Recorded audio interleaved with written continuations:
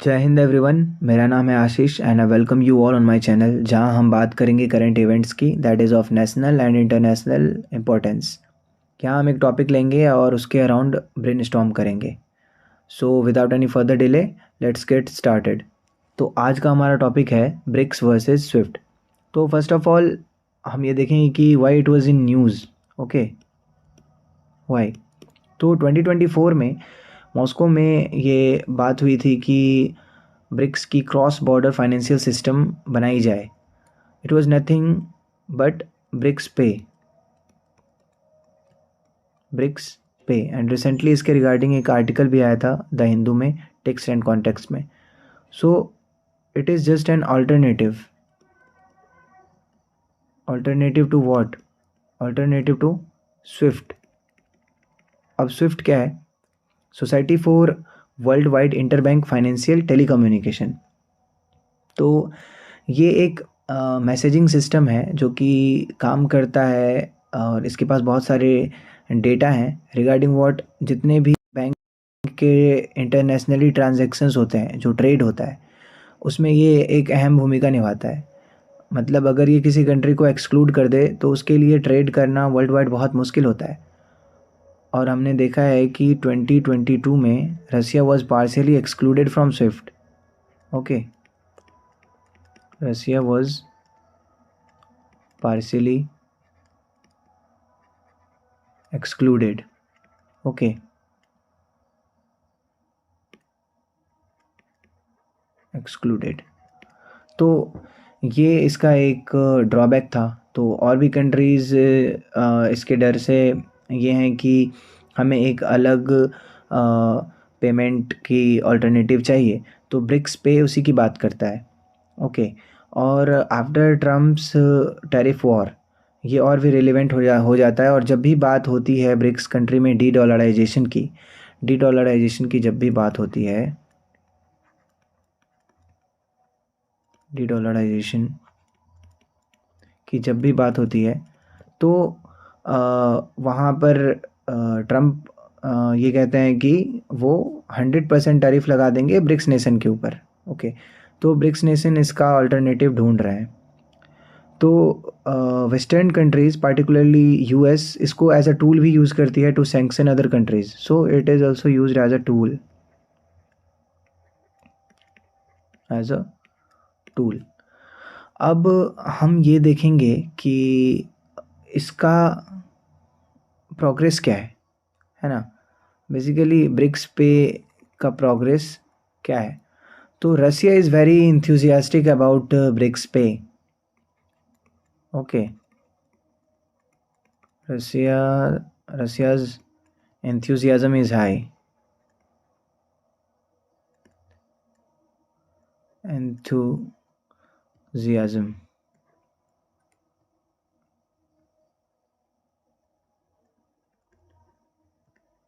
is very high। लेकिन उस हिसाब से चाइना का enthusiasm इसके लिए नहीं है। अब क्यों नहीं है ये हम बाद में देखेंगे। सबसे पहले हम ये देखते हैं कि स्विफ्ट की और क्या सब कैसे ये महत्व रखता है। जैसे कि एक फैक्ट है, around 11,000 plus banks and financial institutions world wide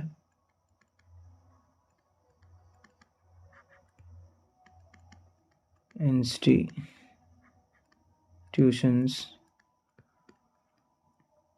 use करते हैं स्विफ्ट। और स्विफ्ट के पास इतना सारा डेटा है एंड वी ऑल नो कि आज के डेट में how data is playing a vital role in shifting world order. अब ब्रिक्स पे अगर आता है यूज़ में, तो इसका एक और फ़ायदा ये होगा कि it will promote multipolarization. Okay,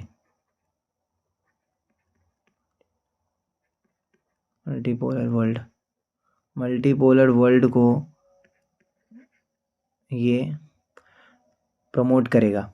ठीक है, तो ये सब तो बात हो गई ब्रिक्स पे की इम्पोर्टेंस की। और इसमें कौन कौन से कंट्रीज़ हैं ब्रिक्स में, Brazil, Russia, India, China and South Africa, ये तो हम सबको पता है। एंड इसकी फॉर्मेशन एंड कैसे 25% ऑफ द जीडीपी, है ना, world wide 25% of the GDP BRICS nations की हैं, and 40% of the population as well, 40% population, है ना। तो ये सब तो आप सबको पता है, तो इसके रिगार्डिंग बात नहीं करेंगे। हालांकि ब्रिक्स प्लस की इम्पोर्टेंस भी यहाँ बन जाती है, तो हम ब्रिक्स प्लस की भी बात करेंगे आगे। पर अब देखते हैं हम कि चैलेंजेस क्या क्या हैं। Okay, what are the challenges ahead, challenges for BRICS Pay, है ना। इसके चैलेंज को अगर हम ब्रेनस्टॉर्म करें,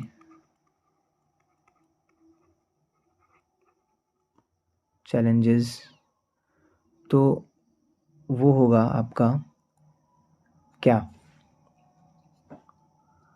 चैलेंजेस हमारा हो जाएगा कि जो चाइना है, चाइना चाइना के पास एक खुद का पेमेंट सिस्टम है जिसका नाम है CIPS, CIPS। ये है Chinese cross border interbank payment system. Okay, Russia के पास भी है। हालांकि रसिया के पास क्या है, रसिया के पास है आपका SFTM करके कुछ, SPFS फुल फॉर्म आप कमेंट सेक्शन में कमेंट करिएगा। और इंडिया के पास as we all know UPI, India के पास है UPI, एंड ब्राज़ील के पास है पिक्स। ओके, तो अब चैलेंजेस जो रसिया के पास हैं वो है कि ब्रिक्स नेशंस खुद खुद के जो पेमेंट सिस्टम है उसको प्रमोट करना चाहती है ना। अब चाइना जो है, चाइना चाहती है कि ब्रिक्स में CIPS यूज़ करें। हालांकि ब्रिक्स के सभी nation except India CIPS use करते हैं, क्योंकि India has its border tensions with China, तो हमने एक्सेप्ट नहीं करा है। बाकी इसे वर्ल्ड वाइड CIPS यूज होता है। Around 120+ nations use this, it is a big data and a concern for India as well. 120+ countries इसका यूज़ करती हैं। तो और इसका एक फ़ायदा सबसे ज़्यादा ये इसलिए होता है क्योंकि CIPS जो चाइनीज़ जो करेंसी है ना, चाइनीज़ करेंसी जो है रेमिनबी, RMB, दैट इज़ रेमिनबी, वो SDR के बास्केट में आता है। SDR बास्केट, ये जो स्पेशल ड्राइंग राइट है IMF का, इसके SDR बास्केट में ये इंक्लूडेड है। इसमें 5, और ये जानने वाली बात है कि इसमें 5 करेंसीज़ ही हैं जो ऐसा SDR बास्केट में आते हैं। 5 करेंसीज़ कौन कौन से हैं? $, हो गया आपका, यूरो हो गया आपका, जापानीज़ युआन आ गया आपका, जापानीज़ येन JPY आ गया, एंड पौंड आ गया, ब्रिटेन का पौंड स्टर्लिंग, एंड रेमिनबी जिसे कि हम युआन भी कहते हैं। सो ये स्ट्रॉन्ग बनाता है रेमिनबी को। हालांकि ये हम अलग वीडियो में देखेंगे कि इंडिया के पास SDR क्यों नहीं है, एंड इस बास्केट को अगर इंडिया इस बास्केट में आना चाहता है तो क्या क्या उसमें लगेगा, जैसे कि कैपिटल अकाउंट, क्या बोलते हैं उसे, कन्वर्टिबिलिटी, करेंट अकाउंट कन्वर्टिबिलिटी, तो वो एक अलग टॉपिक हो जाता है। ओके, तो उसे हम बाद में देखेंगे, ठीक है। अभी हम इसके रिगार्डिंग ही ब्रेनस्टॉर्म कर रहे हैं। अब 120 कंट्रीज़ यूज़ करती है चाइना का CIPS सिस्टम।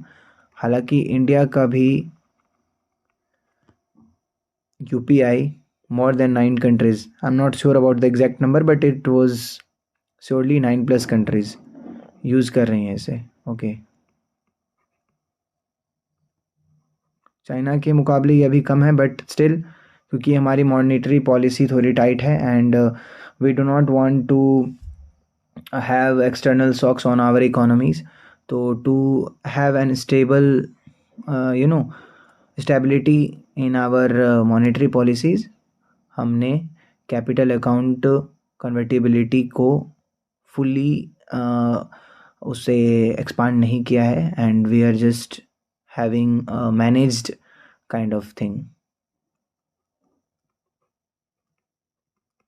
ओके. तो अब हम बात करेंगे कि ये इसके चैलेंजेस थे कि सब कंट्री है वो अपना अपना ही पेमेंट सिस्टम चाहती है कि ब्रिक्स में चले. लेकिन अब इसका वे फॉरवर्ड ये है कि ट्रम्प्स टैरिफ. ओके. ट्रम्प की जो टैरिफ वॉर है, ट्रम्प्स टैरिफ थ्रेट, ट्रम्प्स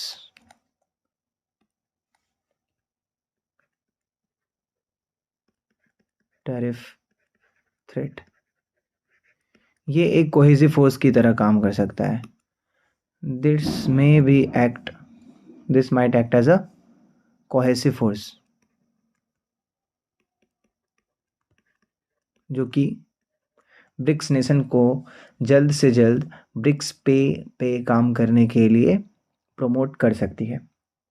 सो आज के लिए इस वीडियो में इतना ही था और ये चैलेंजेस थे एंड हम इसके वे फॉरवर्ड में यही बोल सकते हैं कि इंडिया, चाइना, ब्राज़ील, रसिया इन सब को इन सब चीज़ों से हट करके as soon as possible BRICS Pay में जो है सो करेंसी स्वैप करनी चाहिए. एक दूसरे के करेंसी को स्टोर करना एंड उसमें ट्रेड करना, जैसे कि इंडिया और रसिया का वॉस्ट्रो अकाउंट था. तो that will surely help a lot. But यहाँ प्रॉब्लम ये आती है कि इंडिया के पास अभी एक्सपोर्ट हम उतना ज़्यादा नहीं कर रहे हैं और जब रसिया के साथ अभी हमारा 25th year of strategic partnership पूरा हुआ तो उसमें ये था कि रसिया और इंडिया के बीच में जो व्यापार था वो 13:1 के रेशियो में था. तो यहाँ एक ह्यूज गैप आ रहा है. तो रसिया के पास क्या हो रहा है ना कि बहुत सारे इंडियन करेंसीज इनके पास आ जा रहे हैं इंडिया से. तो ये अब ट्रेड तो कर नहीं सकते उससे क्योंकि SDR बास्केट में हमारा तो है नहीं पैसा. एंड कंसर्न की बात यह है कि चाइना का इन्फ्लुएंस रेमिनबी बहुत तेज़ी से बढ़ रहा है उसका शेयर SDR में. एंड SDR क्या है, ये IMF के अंदर आता है ना, IMF. और यही फिर FATF से हम लिंक कर सकते हैं. FATF को, FATF से हम grey list and black list और कैसे पाकिस्तान को फंड मिल जाता है easily after investing in terrorism. तो ये सब भी हम देख सकते हैं कि इस सब से रिलेटेड है. तो इसकी हम किसी अलग वीडियो में बात करेंगे इन सब की कि कैसे ये सब है ना जो इफ़ेक्ट करता है. और मल्टीपोलैरिटी को बढ़ाने के लिए हम ये कर सकते हैं. और इंडिया के पास कंसर्न ये है एक कि इंडिया क्वाड में भी इक्वली पार्टिसिपेट करता है ना. हम क्वाड के साथ भी जुड़े हुए हैं, है ना. क्वाड में क्या है, India, Japan, Australia and US. तो क्वाड चाइना इसको क्लेम करता है कि इट इज़ अगेंस्ट इनके लिए एक अगेंस्ट एक ब्लॉक बना है ना. फिर हम देखेंगे कि ब्रिक्स प्लस की बात हुई है यहाँ पे. ब्रिक्स प्लस नेशंस, इसमें क्या है, इसमें UAE है, इसमें इजिप्ट है, इसमें सऊदी है, इसमें आपका इजिप्ट है, सऊदी है ना, इथोपिया है, तो ये सब कंट्रीज़ का इम्पोर्टेंस बढ़ता है क्योंकि ये ऑयल और गैस प्रोड्यूसिंग नेशंस हैं, तो इनका ब्रिक्स में रोल बढ़ता है। बट अगेन हम ये देखेंगे कि यूएई जो है, UAE is a close ally to western countries, है ना, वेस्टर्न कंट्रीज़ के क्लोज अलाई में है ये, एज वेल एज यूएस का क्लोज अलाई है। तो इसका इन्फ्लुएंस ब्रिक्स प्लस में कैसे ये एक मल्टीपोलैरिटी को बढ़ाता है, but at the same time it will create some kind of cohesion को ये थोड़ा सा वीक करता है। बट स्टिल अगर ये इनका टैरिफ वॉर को के लिए अगर हम ब्लॉक बना रहे हैं तो it will definitely act as a cohesive force, है ना।